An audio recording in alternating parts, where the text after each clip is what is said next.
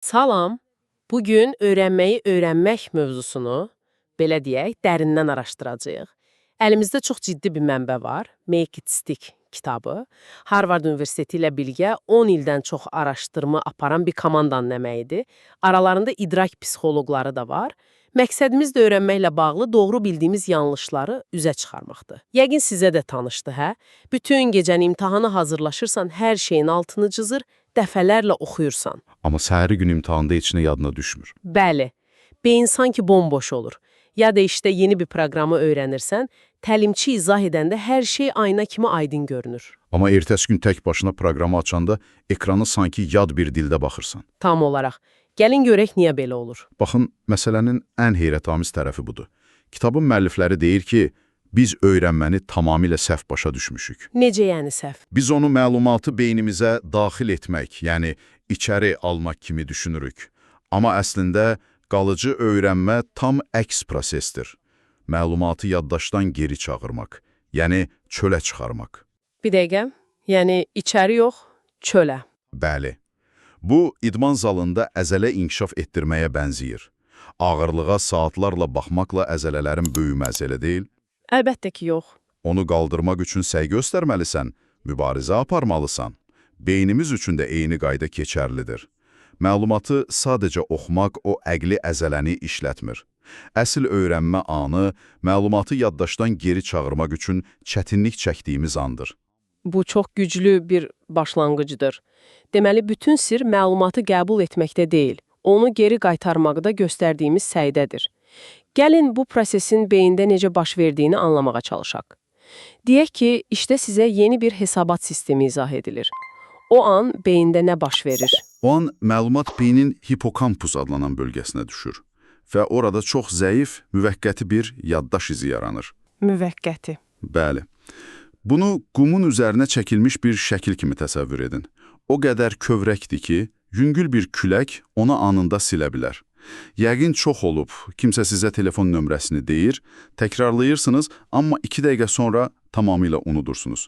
Çünki o məlumat hələ də o qumlu sahildədir. Bəs o qumun üzərindəki şəkili daşa necə həkk etmək olar? Yəni, məlumatı qalıcı etmək üçün nə baş verməlidir?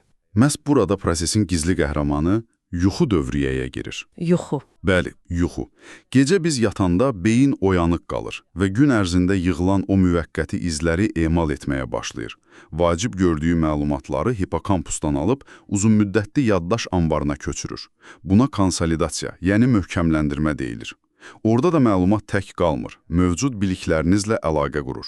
Sanki yeni bir puzzle parçası gəlir və beyin onu ümumi şəkildəki doğru yerinə oturtmağa çalışır. Bu prosesi daha yaxşı anlamaq üçün mənbədəki evə gələn qonaq bənzətməsi çox xoşuma gəldi. Gəlin o analogiya ilə izah edək. Mərhələ 1, yəni hipokampus mərhələsi. Bəli, deməli, yeni məlumat evinizə ilk dəfə gələn bir qonaq kimidir. Siz onu qonaq otağında ələşdirirsiniz. Hə, Əgər onunla söhbət etməsəniz, heç maraqlanmasanız, biraz oturub çıxıb gedəcək və siz onu tez bir zamanda unudacaqsınız. bu bir neçə gün əvvəl oxuduğumuz, amma indi heç xatırlamadığımız məqalələrə bənzəyir. Tamamilə. Aydındır. Bəs ikinci mərhələ, o nöşdənləndirmə prosesi necə olur? Qonaqla dostlaşmağa başlayırıq. Tamamilə doğru. Artıq o qonaqla bir neçə dəfə görüşürsünüz, fərqli mövzularda söhbət edirsiniz, yəni məlumatı fərqli kontekstlərdə təkrar edirsiniz. Zamanla o, sadəcə qonaq olmaqdan çıxır, soyuducunuzu sərbəst açıb oradan nəsə götürə bilən yaxın bir dosta çevrilir. Deməli, daha səmimi olur. Bəli. Və yuxu bu prosesdə kritik rol oynayır. Beyin gündüz tanış olduğu qonaqlarla gecə təkrar söhbət edir, kimin qalıb, kimin gedəcəyinə qərar verir. Və nəhayət üçüncü mərhələdə o dost artıq ailədən birinə çevrilir. Evdə öz otağı olur, süfrədə yeri bəlli olur. Məsələ. Yəni, məlumat daimi biliyimizə çevrilir. Bu, öyrənmənin bir anlıq bir hadisə deyil, bir proses olduğunu çox gözəl izah edir. Amma əksəriyyətimiz bu prosesi səhv üsullarla sürətləndirməyə çalışırıq. Gəlin o üsullara, yəni öyrənmə haqqında şəhər əfsanələrinə keçək. Hamımızın etdiyi birinci səhv bir mətni təkrar oxumaq. Düşünürük ki, nə qədər çox oxusaq, o qədər yaxşı yadda qalacaq. Bu, bəlkə də ən geniş yayılmış və ən təsirsiz üsuldur. Təsirsiz. Bəli, təkrar oxumaq bizdə sadəcə bilmə illüziyası yaradır. Mətn gözümüzə tanış gəldikcə beynimiz mən bunu daha əvvəl görmüşəm siqnalını verir və biz bu tanışlıq hissini bilmək hissi ilə səhv salırıq. Deməli, sadəcə tanış gəlir, amma əslində bilmirik. Belədir, əslində heç nə öyrənmirik, sadəcə mətnin üzünü tanıyırıq. Bir dəqiqə, yəni demək istəyirsiniz ki, mənim universitet vaxtı imtahan qabağı saatlarla kitabın altını cızaraq, rəngli qələmlərlə işarələyərək dəfələrlə oxumağım əslində böyük ölçüdə vaxt etkisi olub. Düzünü desəm, böyük ehtimalla bəli. Bu, əksər tələbə üçün şok effekti yaradacaq bir iddiadır. Bəs bunun əvəzinə nə etməliyik? Əvəzində bayaq danışdığımız o əzələni işlətməliyik. Yəni, geri çağırma praktikası etməliyik. Bu, beyni məlumatı passiv şəkildə qəbul etməyə deyil, aktiv şəkildə axtarıb tapmağa məcbur etməkdir. Axtarıb tapmağa. Bəli. Məlumatı xatırlamaq üçün göstərdiyiniz hər bir səy, beyninizdəki o yaddaş izini, o sinir əlaqəsini daha da möhkəmləndirir. Bu mübarizə uzunmüddətli yaddaşın təməl daşıdır. Bu mənə çox məntiqli gəlir. Deməli, mən bir məqaləni oxuyandan sonra kitabı bağlayıb, sadəcə bir vərəqə ağlımda qalanları yazmağa çalışsam, bu həmin məqaləni 5 dəfə təkrar oxumaqdan daha faydalı olacaq. Qat-qat daha faydalı. Bəs gündəlik həyatda bunu necə tətbiq edə bilərik? Tam olarak geri. Başqa bir praktik usulda qeyd götürmə tərzinizi dəyişməkdir. Məsələn, dərsdə Atatürk 19 may 1919-cu ildə Samsuna getdi cümləsini olduğu kimi köçürmə əvəzinə, onu qeyd dəftərinizə bir sual yazın. Atatürk Samsuna nə vaxt və niyə getdi? Beləcə, sonradan qeydlərinizə baxanda beyniniz hazır cavabı görməyəcək. O cavabı xatırlamaq üçün işə düşməyə məcbur olacaq. Məhz o boşluğu doldurmağa çalışdığıma. Bəli, öyrənmənin baş verdiyi sehli an məhz odur. Anladım. Deməli, beyni tənbəlliyə öyrəşdirməməliyik. Bu məni başqa bir əfsanəyə gətirir. Çoxumuz düşünürük ki, bir mövzunu tam öyrənib bitirmədən o birinə keçmək olmaz. Yəni bloklarla işləmək. Elədir. Gərək əvvəlcə riyaziyyatın bir bölməsini tam həll edim, sonra fizika kitabını açım. Bu yanaşma doğrudurmu? Əksinə, bu da bir tələdir. Bir mövzuya saatlarla fokuslanıb onu əzbərləmək, imtahandan bir gecə əvvəl bütün kitabı oxumaq kimidir. Yəni, qısa müddət üçün işə yarayır ancaq. Məlumat yaddaşınıza sabun köpüyü kimi daxil olur. O an orada olur, amma çox sürətlə də yox olur. Qalıcı öyrənmə üçün 2 vacib prinsip var. Aralıqlı təkrarlama və qarışıq praktika. Bu, pəhriz saxlamağa bənzəyir.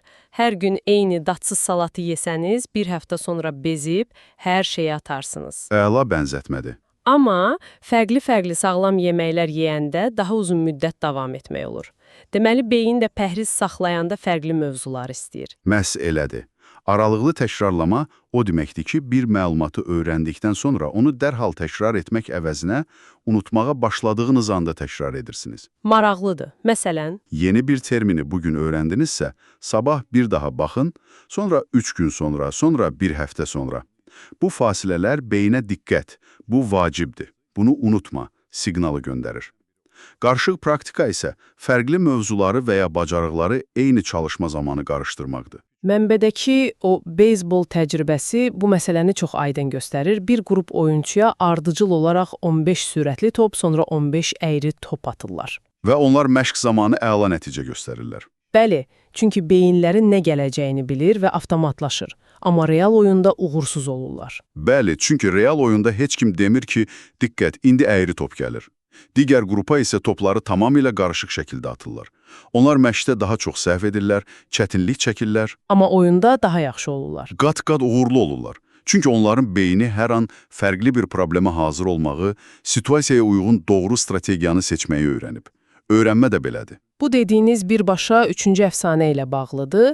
Əgər öyrənərkən çətinlik çəkirsinizsə, səhv edirsinizsə, deməli, nəsə düz getmir. Öyrənmə asan və axıcı olmalıdır. Bu inanc. Elədir. Bu, bəlkə də öyrənmənin ən böyük paradoksudur. Tam əksi doğrudur. Asan gələn öyrənmə, yadda qalmayan öyrənmədir. Beyin inkişaf etmək üçün müəyyən qədər çətinliyə ehtiyac duyur. Buna arzu olunan çətinliklər deyilir.